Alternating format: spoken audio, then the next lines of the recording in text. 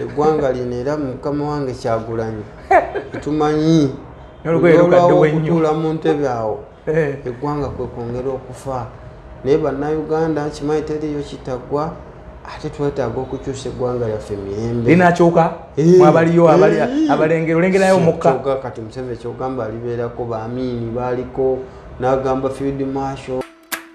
nga gye tulwanirirako eri mateeka buli omu akimanyi kyetuliko kiri national tetuli ku byaffe ng'abantu oba tuli ku by'abantu okusookera ddala mu myaka gya Mwai Museveni emyaka 4 ng'akulembera Uganda ng'abantu b'e Nakaseke baafa miliyoni gwokimanyi abantu baafa mu lutalo lw'Ekiyekera gowulira bino simanyi entalo z'eggaza simanyi z'abaana olambwa abantu mutwalo afa miliyoni abantu emitwalo 5 abantu baafa naye Kasayi bazimbira ekijjukizo ki wali obuwanga bakirekawo kyensinze ennyo okulaba mu palamenti tolina okubeera nga ekyakutwalayo kimanyi kyentegeeza kyeki mu mirimu egyakutwala okukiikirira abantu okubeerayo n'okusituka omanyi mu palamenti awo ng'onoofuna omukisa okwogera osobola nosituka emirundi egiwera 10 kisoboka mbadde manyi nti sipiika abakulaba sebo okwata eriiso lya sipiika okulaba omanyi tuli bangi kuge tuli mu lukamulamba tulizira ng'ababaka waliwo ensonga bannayuganda enkulu era nga yeyatisa n'abantu b'e Nakaseke family by the way n'ensonga gye tuliko oyogera ku bakinaana oyogera ku bakinaana mu 9 gye tuliko kati mu 2023 yeyatisa abantu b'e Nakaseke so kitegeeza ensonga gye tuliko nkulu era abantu abalowooza nti tuli mu politics kitunoonya simanya relevance okalaba bano bintu babiraba batya sipiika yagaye mukome mulwanire munda yagaye mukome mulwanire mu nju tulwaniddewo emirundi mingi naye tewali kikyuka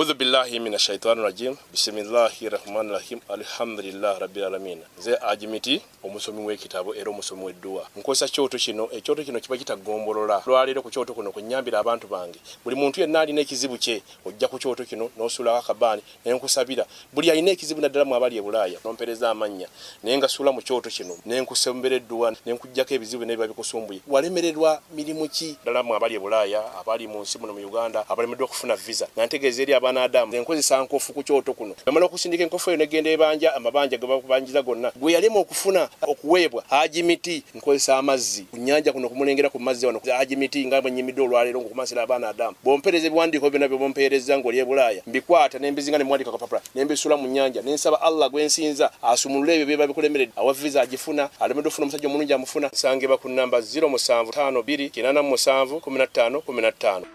za nenkwebaza emirimu gyosobodde okubanga otuusizaako engalo nze muzzukulu wa Kisolo Martin Nchimba nate tukomyewo tunyumyemu mu nsonga zaffe ez'enjawulo abatugoberera ku mukutu gwaffe nammwe abangoberera ng'omuntu mwebale nnyo mwebale twawezeza abantu omutwalo mulamba abagoberera Martin Nchimba actually guli omutwalo gumu mu 10 ku Facebook ku YouTube YouTube so sebo kankuyoze sebo manyi g'abantu nange agange g'abantu so abantu bange amanyi gamwe ndina abantu kati omutwalo gumu mu 10 abatugoberera abagola mukutu kuno gwa Nchimba updates mwebale nnyo mutugoberera ate n'abatugoberera subscribinga commentinga likinga teekako ka like ne ka subscription tweyongereyo nga bwe mbagambye nze muzzukulu wa Kisolo Martin Nchimba gwe nina wano mukwano gwange long time friend neiba wange kwano gwange simoli mulonzi wange sinaba kubeera mulonzi weeyo naye nga ndowooza enkyukakyuka ezijja I mean isibwe nebeerangidde tukole enkyukakyuka mu kulonda nyinza ogande newandisiza ebisozi manju nenondera ekamuli waba kamuli walonda kusomerawo ku kyaki kamuli ku kisaawe so gwe nina yembaka palamenti akikira abantu b'e Nakaseke eya Masekati Nakaseke Central Alan Mayanja Sebunya omu ku babaka abasinga obuto mu palamenti ozo omusajja omukulu babaka abavubuka nze mbadde manyi eggwe waliwo n'omubaka w'embaala omuvubuka ani Hakimu Bonde Masaba ne Frank Kabuye ne Zaake mamu ku bavubuka envumu ddala soka obuze ku bantu baffe abatugoberera neyanza nnyo neyanzege mukwano gwange mukulu Martin Kimbowa banga libadde ddene nga tuli bumu mukwano ogwo sebo webale okubeera nga tukyali bumu webale ku bantu kubatuusangako mawulire ga nkizo kubayigiriza manjini emikutu abantu gyateekebwawo abantu bafuneko ebyokuyiga basebo ne bannyabo mwena batugoberera nze Alan Manja Sebunya naliko omukubiriza w'olukiiko lw'abavubuka bwakabaka bwa Buganda buno bwonna basaza 18 Kasabasajja Kabaka Sebo yasiima weererezeko abavubuka be era no tubakulembera bulungi bonna abavubuka si bangu abavubuka nti yentabiro y'eggwanga era naye twebaza Katonda twabaweereza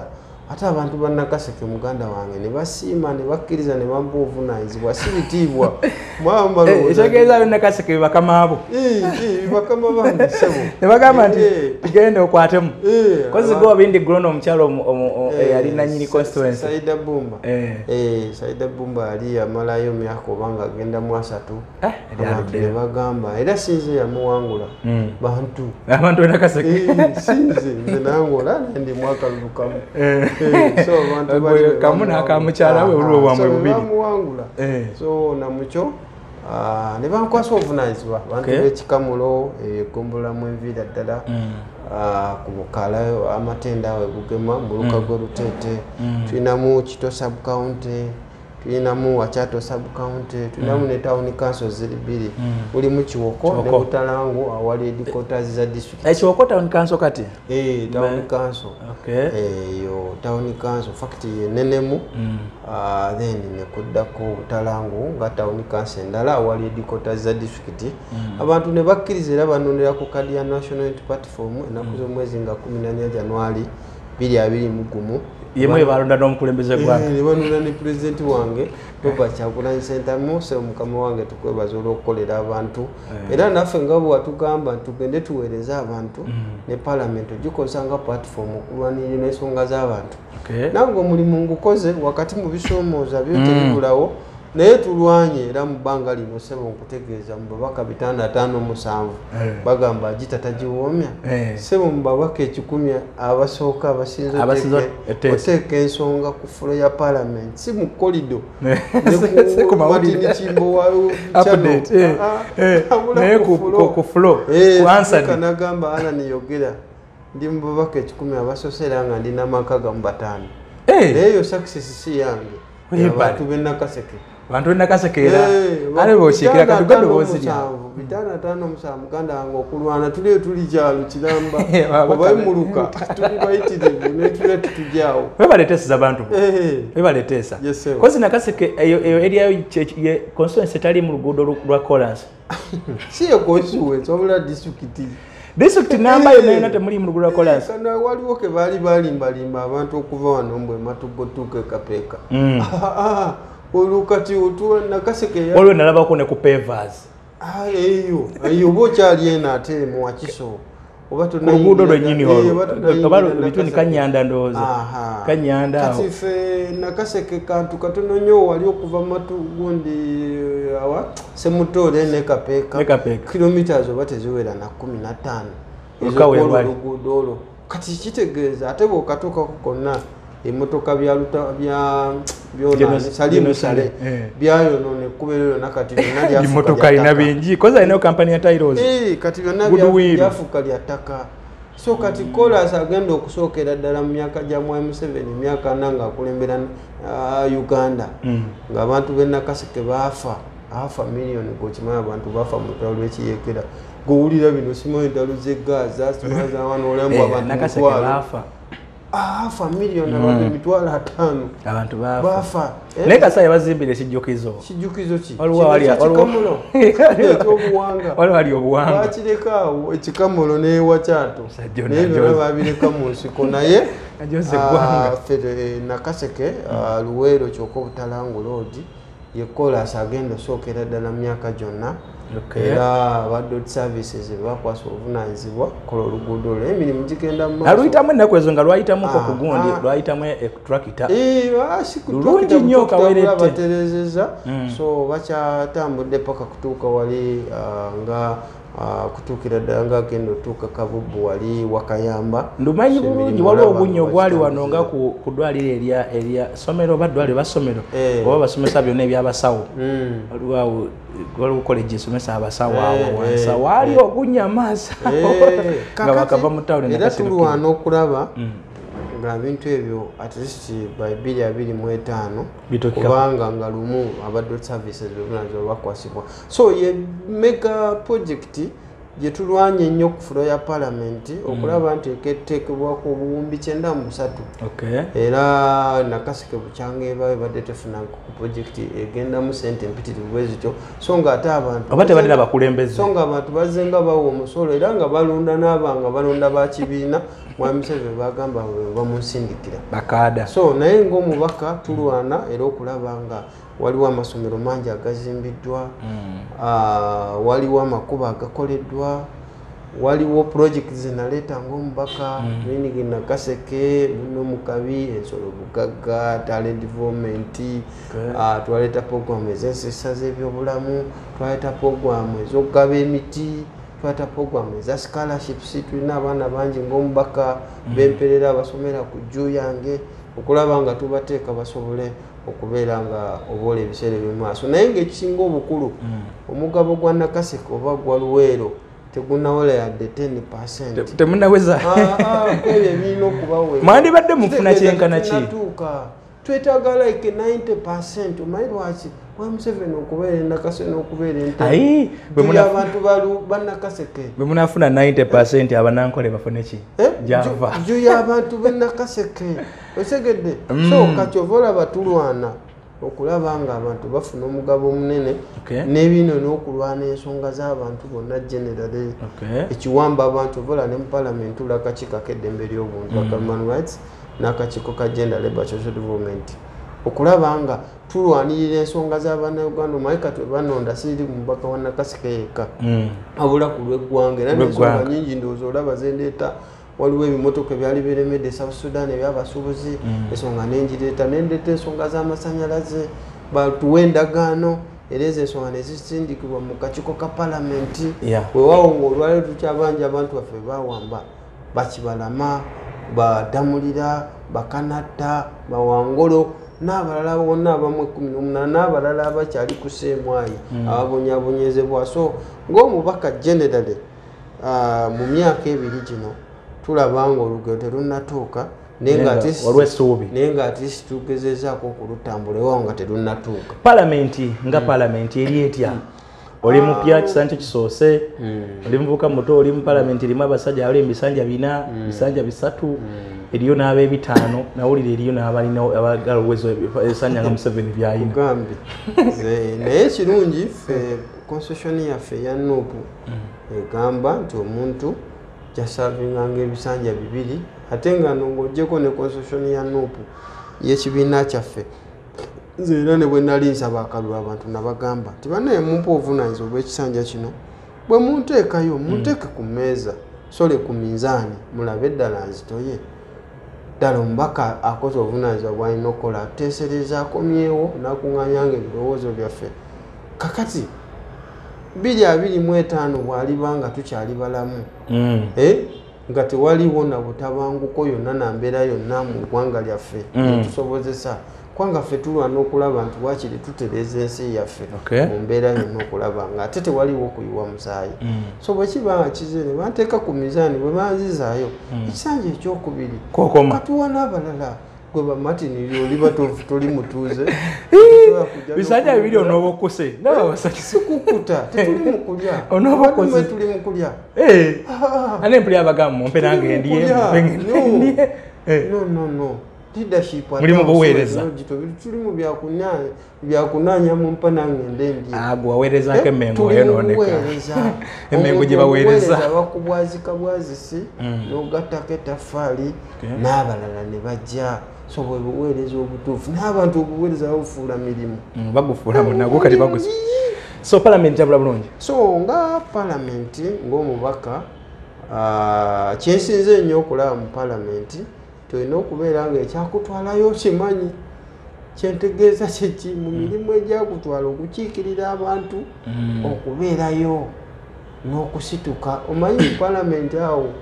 ng'onoofuna omukisa okwogera osobola nosituka emirundi egiwere 10 kisoboka mbadde manyi nti sipiika abaakulaba no sebe okwata eriiso lya sipiika okukulaba omanyi tuli bangi kuge tuli mu lukamulamba tulina tetujjaawo kati baka 557 ewawa olumu abantu abamu beebuzaabuza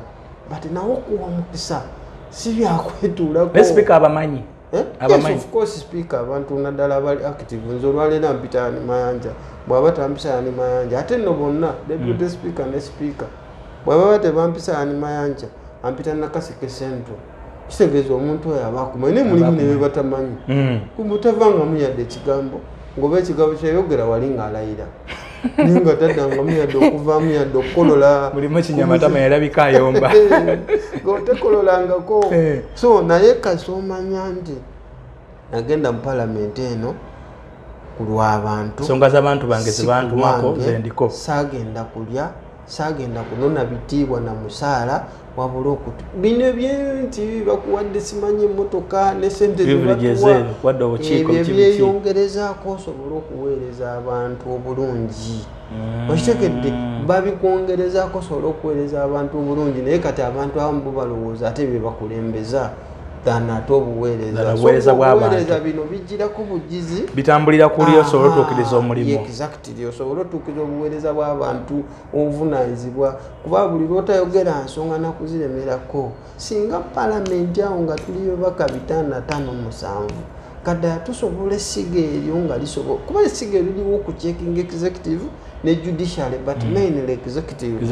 kuba amasiga gali 3 n'essiga lya palamenti yetwandiise nga National Assembly erikola amateeka nti abantu olwaliro bondaba wano n'emyaka gye nina ne size si ndi munene ku lw'abantu kubanga bangi abandi emabega abantu abo benkiikirira it's a National Assembly kigeza bwentuuka wali nga parade ku ssomero bagikuwa abaana ne bakuŋŋaana Edimasa n'ayogera gye baana baleeta ebirowoozo okusinziira mu classrooms zaabwe naffe bwe tuli nti ojja n'oleeta ensonga okuva mu Nakaseke Central ebintu ebiruma abantu nti abantu muve ku mwanyi zaabo abantu beetaaga amako abantu beetaaga amalwaliro beetaaga amasomero abantu bagoba ku ttaka twetaaga otereeza kino twetaaga otereeza policies n'okucekinga okulaba gavumenti tebatyobola ddembe ly'abantu okulwanyisa obuli bw'enguzi policies ezikolebwa amateeka go ge gagayamba omuntu oli ali mu kasisira jjajja asemberayo ddala so owulira otya nalabako waleeta ensonga yali y'amasannyalaze nendaba sipiika ng'akowodde minisita mbagira wajjako annyonnyole owulira otya ng'otaddewo embeera ekituufu nkwebaza nti kuba ogoberera ngoberera mbiraba kubanga nzijukira bulungi nateekawo embeera nensaba endagaano kwekyava abantu bange mu Nakaseke bantu bangi bali mu byalo eyo tebalina masannyalaze kyokka ngenda okulaba omukazi mukyala nfakiti nankabiro kali South Sudan zebe bali mu kutayininga ndagaano mubatunda masannyalaze bazibe bikola Rwanda Kenya ngamba sipiika kino kibaawo kitya nga abakulu bano batunda amasannyalaze ku lw'abantu tulina ebitundu ebitaliimu fenga ebitundu byaffe twetaaga endagaano ezo twetaaga endagaano minisita bamuleeta misinde naye sijja kunyumiza byonna byali naye baaba waliwo katemba ekirungi ensonga bagisindika mu kakiiko ka palamenti akavunaanyizibwa keezo endagaano era amaana nejja naye twagana endagaano endala era lipooti eyo eriba ereeteddwa ku fulo ya palamenti bannayuganda bajja kumanya amasannyalaze agatundibwayo gasente tufuniramu wa bannayuganda bannayuganda bafuniramu kuba nakyo kyetaagisa okumanya amasannyalaze olwaleero bwe muba n'amasannyalaze ennaku 2 ononjulira gwe gy'osula ddala mu nnaku 2 gy'osula amasannyalaze gasobola omalako ennaku 2 nga teganavaako gatemya bwe gavaako bwe gaddako gabeeyi tegagulika okitegedde byebintu naye nga n'ensonga endala kati waliwo ensonga eyali ebimotoka by'abasuubuzi nga babikwatidde South Sudan so nga nagireeta naye teekayo embeera ekirungi ebimotoka babita era bayire muna abasuubuzi association yaabwe bampita ne baneebaza bagana omubaka bakuyita ne bazza omuzigo si muzigo kubanga bino tetukola kuzzebwa muzigo ne bakwebaza kyentegeeza siku naye ati si nti muzigo nga bwomanyi nti byakawogo akwebaza kubanga eyo yali national issue yali ensonga yagwanga si abe Nakaseke basically ng'omubaka z'obuvunaanyizibwa mukoze wakati mu bisoomooza nabingi era bye tukyali ne baminzaani y'abalonzi b'e Nakaseke bo baddembe kubanga eyo ssemateeka abawa obuyinza amaanyi gali mu bantu palamenti mwagizira ng'ababaka waliwo ensonga bannayuganda enkulu era nga yeyatisa n'abantu b'e Nakaseke family by the way ensonga gye tuliko oyogera ku bakinaana oyogera ku bakinaana mu gumu lwenda kinaana mu gumu gye tuliko kati mu 2023 yeyatisa abantu b'e Nakaseke so kitegeeza ensonga gye tuliko nkulu era abantu abalowooza nti tuli mu politics kitunoonya simanya kambaka simanya relevance okalaba bano bintu babiraba batya sipeka yagaye mukome mulwanire munda yagaye mukome mulwanire munjo tulwaniddewo emirundi mingi naye tewali kikyuka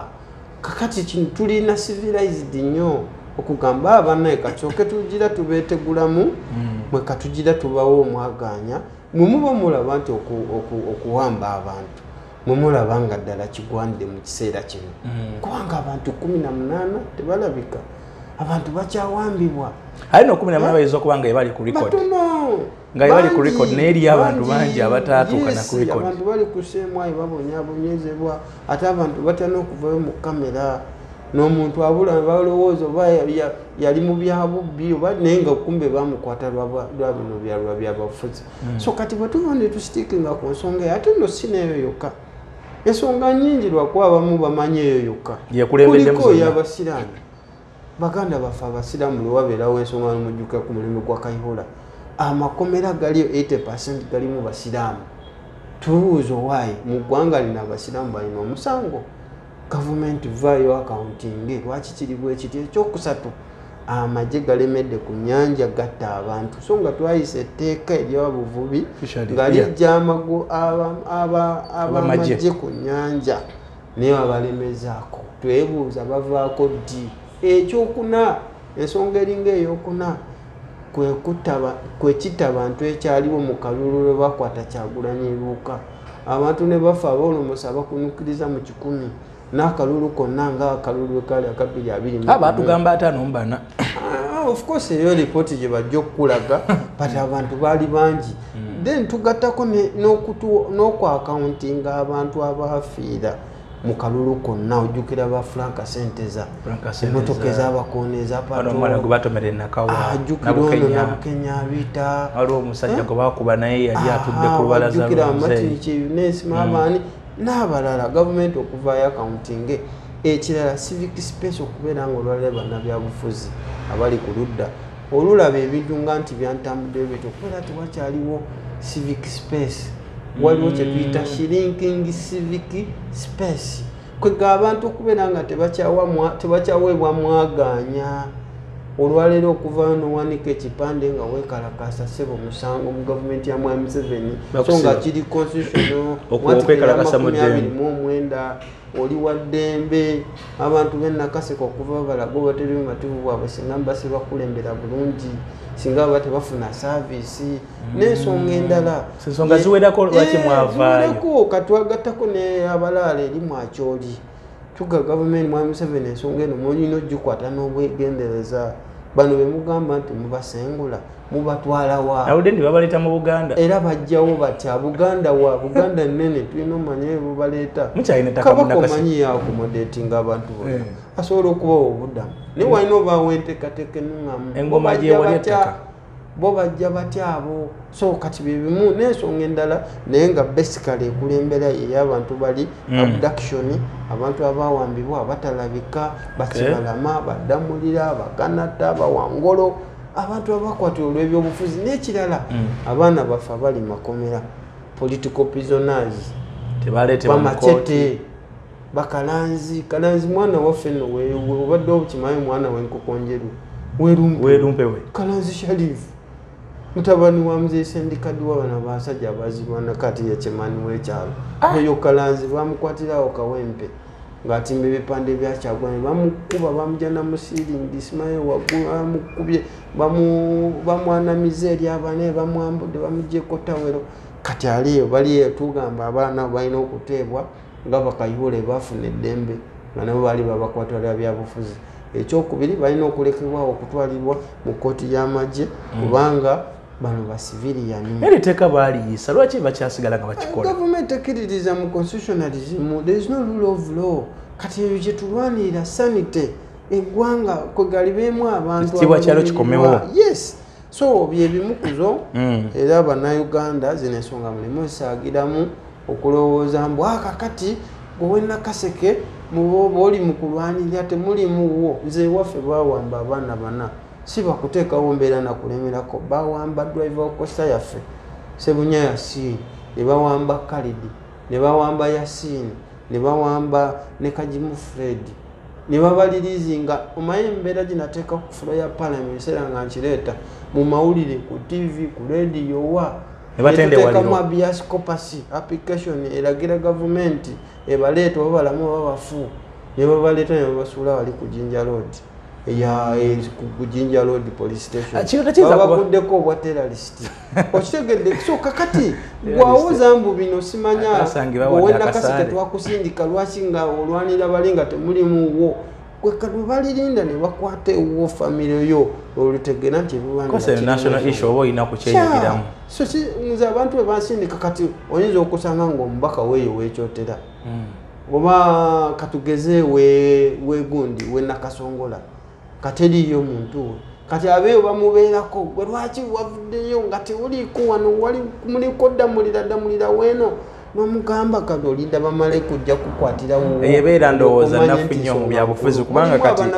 kati gweotula kakiiko ka palamenti akakiiko tekaba ka constituency kakiiko kaba kalina okuba ku nsonga naye mulimu abantu abanafu abategeera ensonga abanafu mu mbeera eyo alani kino ekyokubanga muli werwa palamenti gavumenti si gwe mwaganya gweri mukozesa okuyisawo ebiteekateeka ebyategereka kuba kati wano mwabadde mufulumye ne baleeta ennongoosereza za petroleum era okukakana nga bakiyisiza okubagiwadde omulimu simayigerako ne vito oba ani akifunamu bannayuganda bafuna naye kyaleeteddwa nga temuli mumwe nga temusobola kuwakanya tekigenda wa gavumenti omwaganya okukola ebintu bwe bityo of course bingi nnyo gye bayinza okwagala okuyisaawo ekipayopayo olw'okuba tetuliiwo nti tewajja kubaawo babicekinga naye bannayuganda kambabuulire olwaleero etteeka lya petroleum fine baaliyisiza n'amalala bangi bye bapangapanga ne policies naye kankubuuze etteeka lya petroleum eryo lyadda era baalikozeemu amendment akozeemu enongosereza naye mbuulira Kibalama waabanga yafa jjulwe baligeera enkya ne bagaa nti Kibalama bamupiseemu omukakati mulamu ne bakeera enkya nga Ddamulira yafa nga bamutta famire ye bali gigamba nti kakati bannange Ddamulira kakati buno yazimu yateredde katumuleese kale ne bakeera ne bakomyawo sente za gwe batta bennyini sente z'abafulanka balimukomyawo fulanka kati omuntu bw'abanga oyina endabe eraba mu maaso bw'otyo omanya leader you must lead a leader you must be a leader you are not supposed to be a misleader but you must lead kugamba abantu bano abakuwa obwesige ddala ng'osobola obbalambika n'obbakulemberamu olwaleero abantu baffe tubakulemberamu ensonga nkulu nnyo Kibalama bw'abanga yafa tebalimuzaamu Ddamulira babanga bamuta tebalimuzaawo kakati ekyo kye tulwana nti waleme gwandaba okeera enkya nga bakutte relativewo nga bakutte omwana wo nga bakutte mukyalawo nga bakutte mwami wo ne bamutta kwega ebintu bifuuse ennomo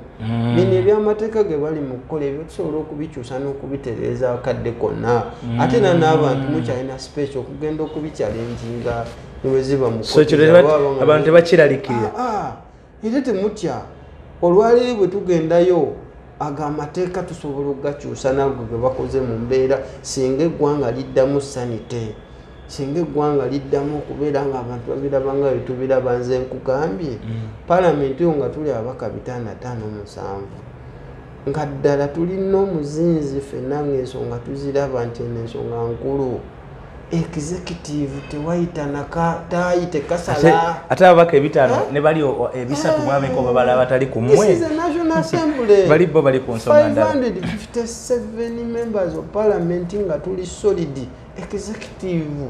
Bano bakibala masinga na baleeta. Nga babalaini nga damasa. Kuba munne mulimu abamu balooza tuli mu politics kati ndaba bali omunsi naga tuli mu politics mukana bali omunsi. Dokita daluli dokita.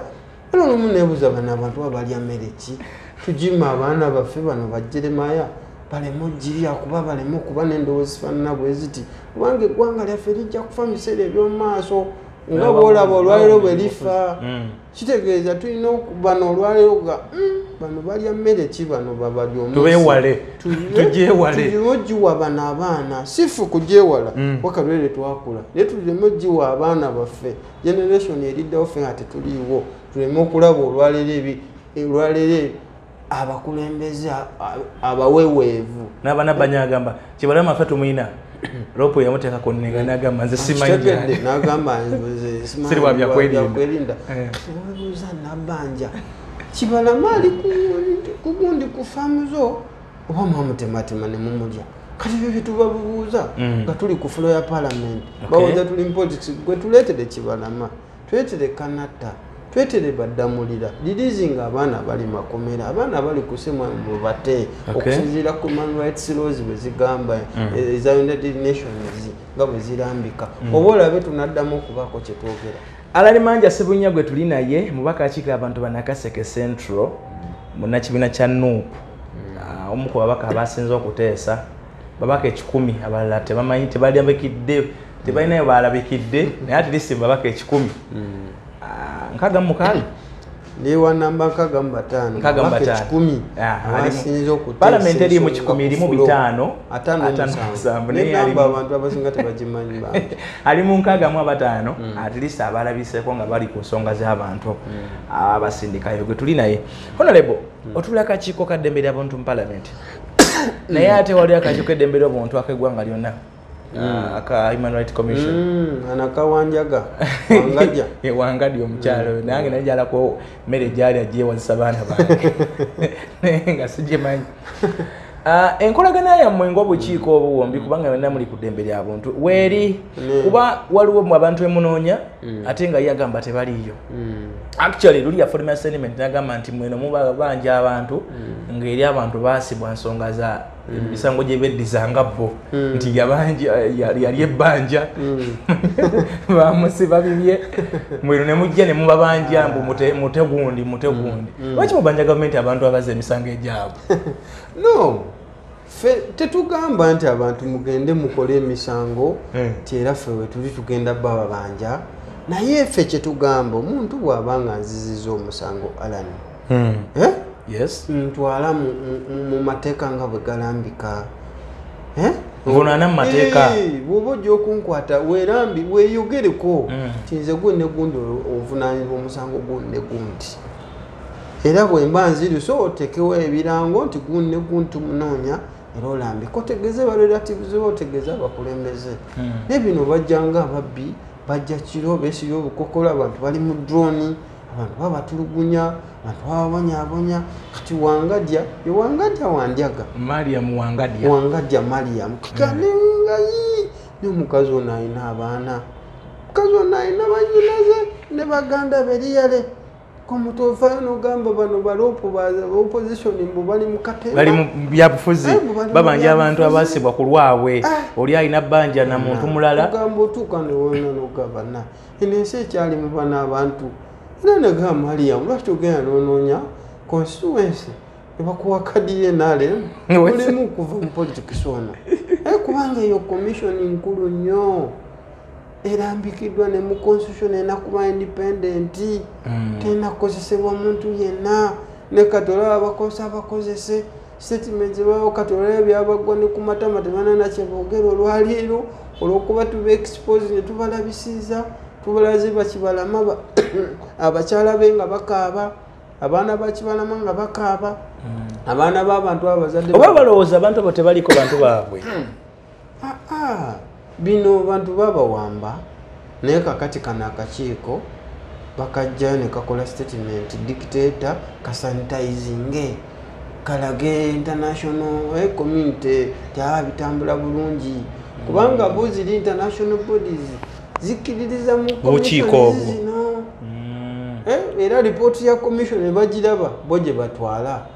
kati bo balowooza ffe tuli mu politics batanakukyosesinga naye commission ezanya politics ezanya politics installing akakiiko kati era kyovola enonda yaabo naye n'okukyuka naye era ogenda okulaba nga byonna ebinakyuka kati nakyo tulina okusinga okulwanako tukirinzinga tukirinzinga oba kyebakitya kulongoosa kulongoosa kugyona kakikya mu executive ogitereezedde munaine abantu bagamba nti bamanyiiko bo yabaproducinga baliwa kuba mu kakiiko ke ripooti yagaa nti bamanyiiko okuba mu mwali munoonyezi 18 ye nga ayina enamba yagamba nti bo gye bamanyi naye nenamba gyagamba nti bamanyi ate tetwagiraba ate kakati era ebyo byonna ffe biwandyaga naye bwoba olina bwolabye its fine obalabye wabula twebuuza abaana batanalabika bo baliwa ffe ekibuuzo kyaffe wekiri oba olabye bameka oba bameka bati abatanalabika accountability eriwa kwavunanyizibwa bwa gavumenti oba obwa ligimu eriwo by that time ekiseera ekyo olwaleero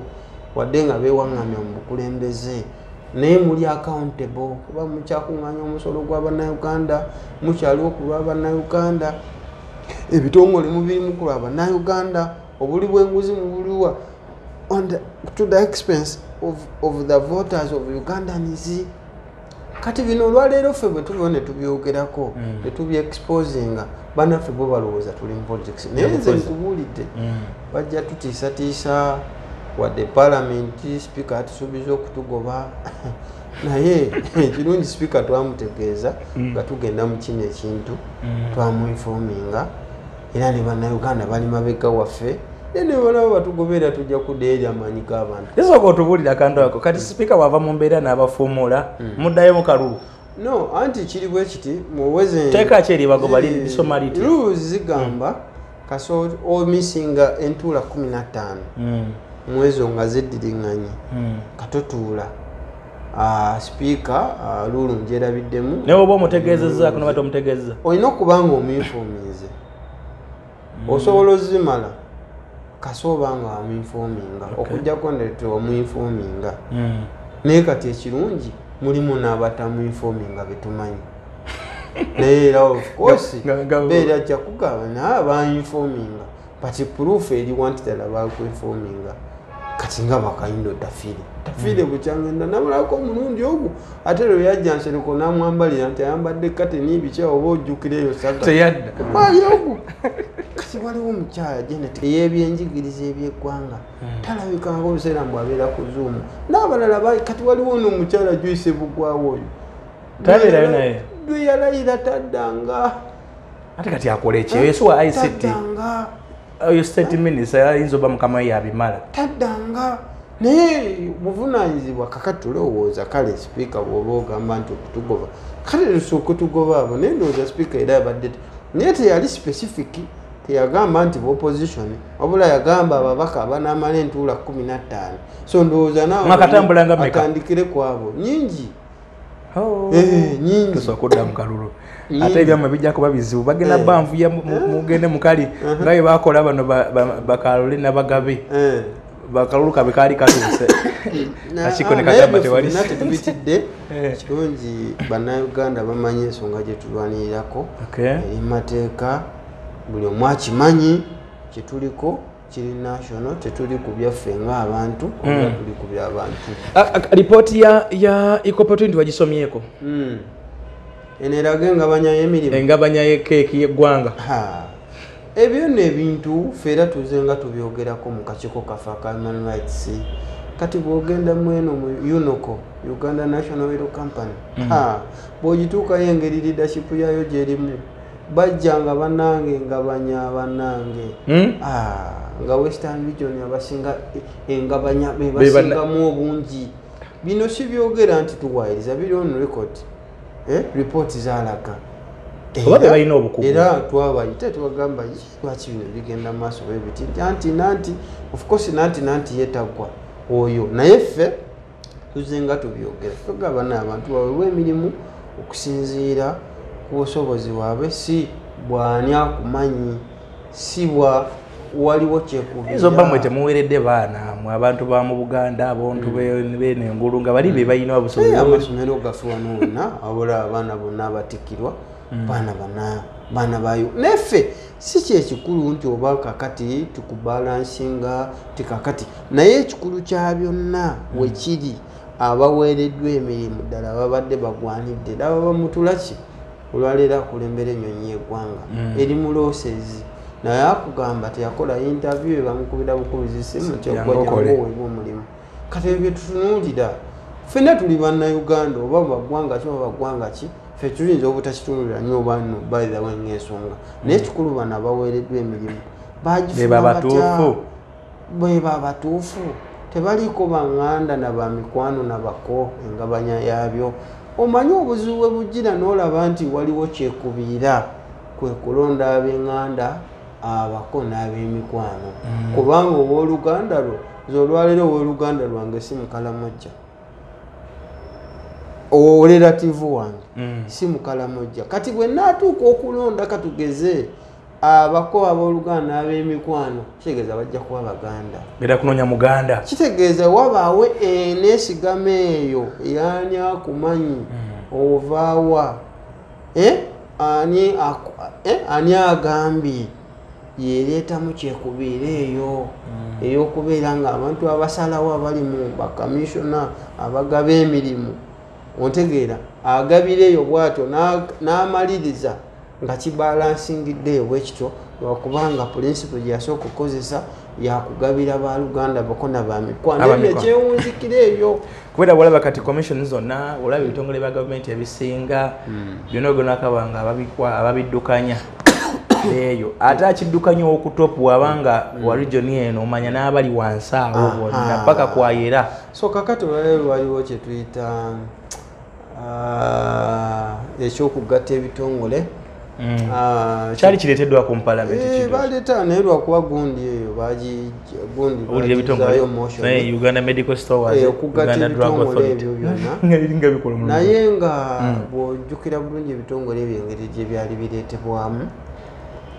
byasooka ne bireetebwa abantu ne bateekamu abantu baabwe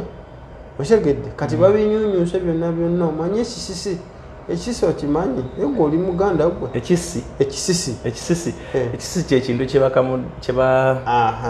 omwenge onokamula omubisi katikamula bwoti kati ng'omaze okukamula ekisigadde kirimu amabidde gali agakunkumuse n'essubi kati bamaze ekisisi kyonna kikamulamu buli kitongole awo ne banoonya basebunya kati mulimu yadde akatondo kati bagaya kati tubigatte ontegedde kati tubigatte kubanga bali bo bamaze ofunamu badduse bazimbye baguza amataka bazimbye amasomero bazimbye za kedizi shopping mall kakati bakulaga kakati tulina obigatta okitegedde awo w'ensonga ebigatte erabika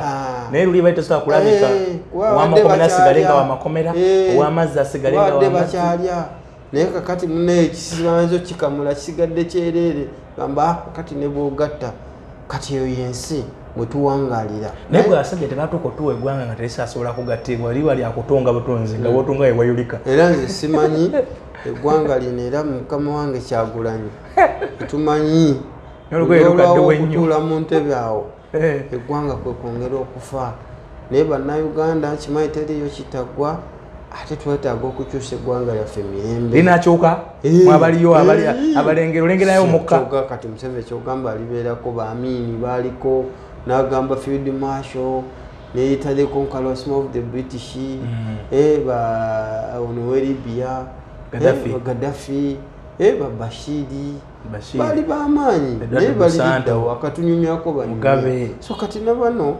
olwaleero bannayuganda lwakuba nti kale buli lwe tubeera abagumiikiriza kyekireetera eggwanga lyaffe egy'emyaka emabega eggwanga lisigala lyonooneka. Tulina okukkiriza nti eggwanga lyaffe lijja tereera, lijja kukyuka, naye tulina kubeera abamu nga tukulembeza amawanga yadde amadiini yadde ebibiina by'obufuzi naye ku lw'obulungi n'obulungi. Narrative eno egamba nti kuba mmwe temunnabakolako politics asosola mu mawanga bwemba netegeeza statement zammwe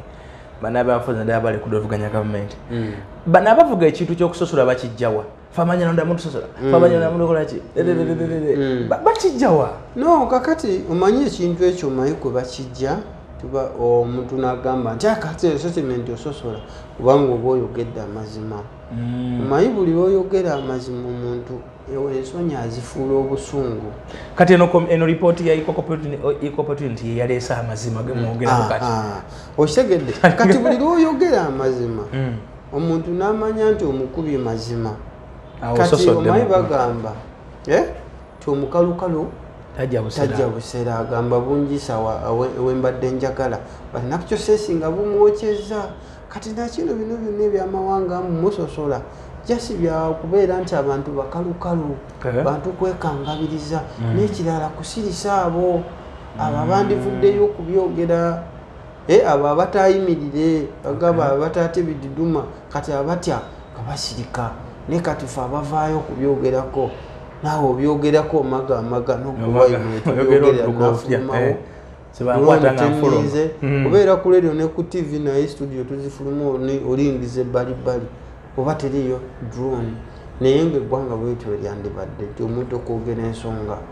ddala wandibadde ku bunkenke bwetyo freedom of speech eriddawa tekyaliwo freedom to demonstrate freedom to assemble freedom kweka liberty ngaliwo liberty mu aspects zonna ez'enjawulo tewakyali ddembe. Tumalirize ne emyaka gya mukamaawo gireka giweddeko ebiri lopuwo mukamawo mu palamenti mukamawo mirimu emirala achievements weziri. Nze kyendowooza buli muntu yenna bw'aba aweereddwa obuvunaanyizibwa abaako n'achievement era abaako n'ebimulemye. Kuba tetuyinza kugamba nti kakati nze nengende nakaseke nenewaana nti nkoze amata era buli muntu yenna akkiririza mu nze. Ekyokuba newe mba mpeereza abantu bange nakaseke abatakkiriza nange ikizoke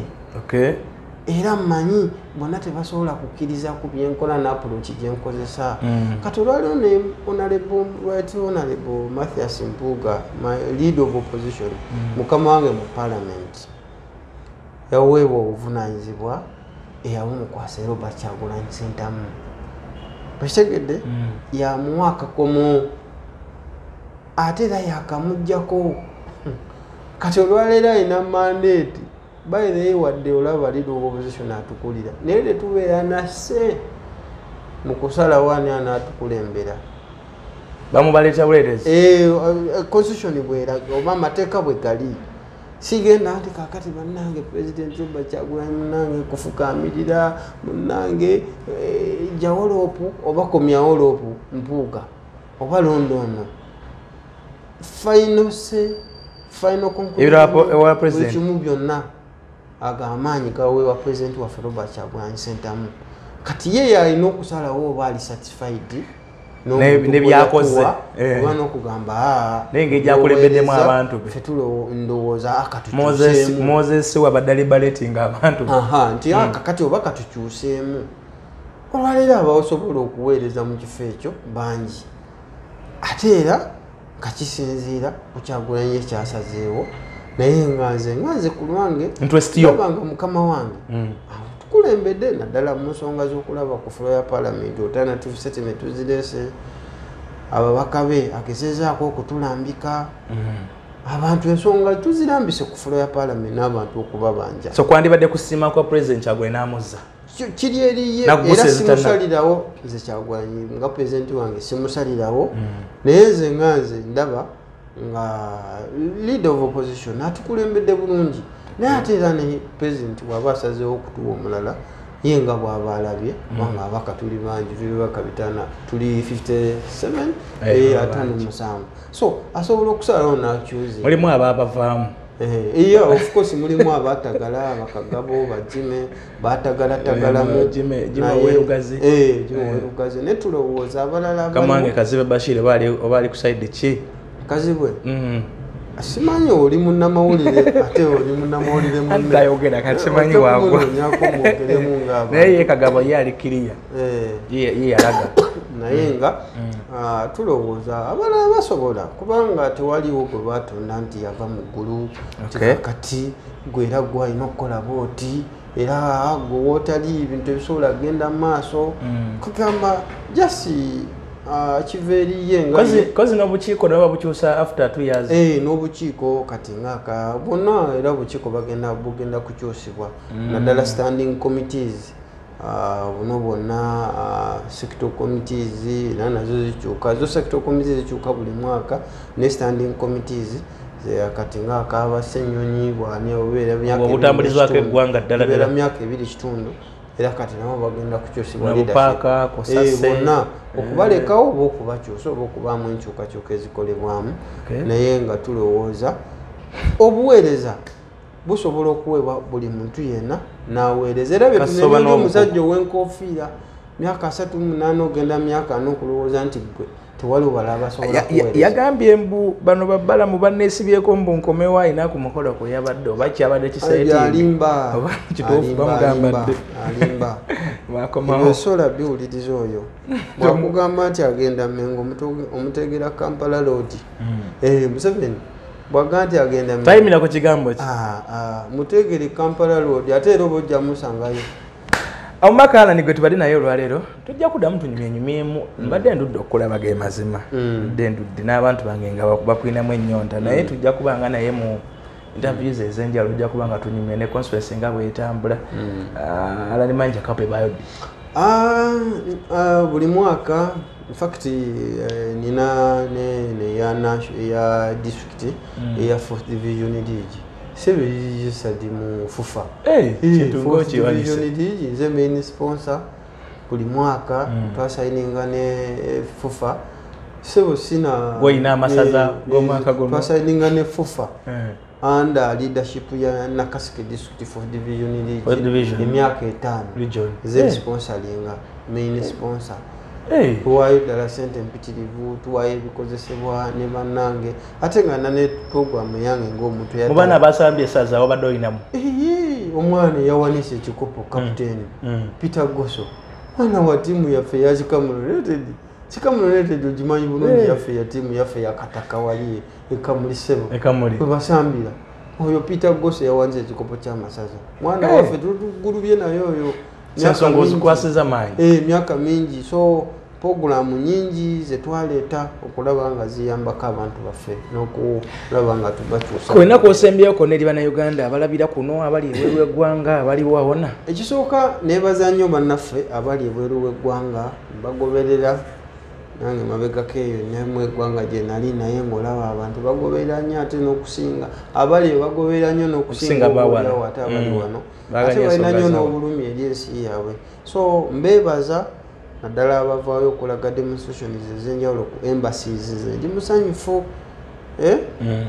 abantu ba diaspora nsaba sinzira wano mbeebaze kyemukola ekyo ekyokuwanika ebipande nemuwanika batwala mbabaza emisinde ng'agenda okujjanja bibyo biraba